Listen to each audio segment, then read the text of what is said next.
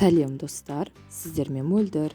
Бүгін сіздерге осындай әдемі, дәмді болып шығатын вареньядан жасалған пирогтың рецептісімен бөлісетін боламын. Бұл пирогтың құрамына көп нәрсе қажет емес. Видеоны соңына дейін қараңыздар. Құрамына сары май, қант, жұмыртқа, варенье, ұн және қопсытқыш қажет. Ең алдымен ыдысымызға жұмыртқа мен қантты салып, венчиктің көмегімен араластырып аламыз.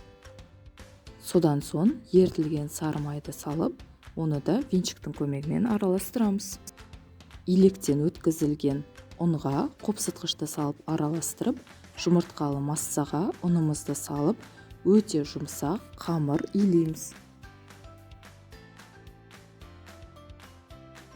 Иленген қамырымызды салафанға салып, тоңазытқышқа 15-20 минутқа қойып қоямыз.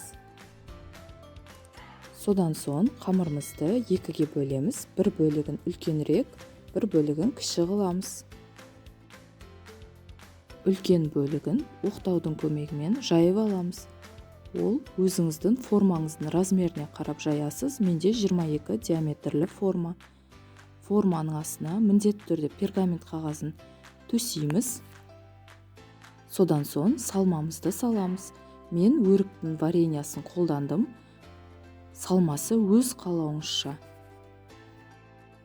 Екінші кіші бөлігін жайып шығамыз. Жұқалау етіп жаямыз. Содан соң осындай жолақтарға бөліп шығамыз. Пирогымыздың бетін осылай жолақтардың көмегімен кестелеп шығамыз.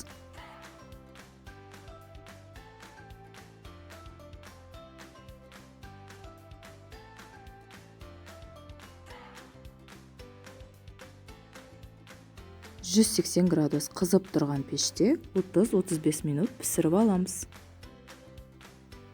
Мінекей пирогымыз пісті. Енді толықтай бөлме температурасында суытып аламыз. Содан соң формадан босатамыз.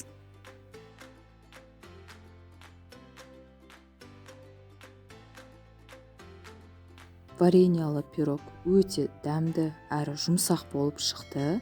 Міндетті түрде жасап көріңіздер. Отбасыларыңызды қуантыңыздар. Видео ұнаса, лайк басып, комментарий жазып, каналыма тіркелуді ұмытпаңыздар. Сіздердің әрбір қолдауларыңыз менің каналымның дамуына өте маңызды.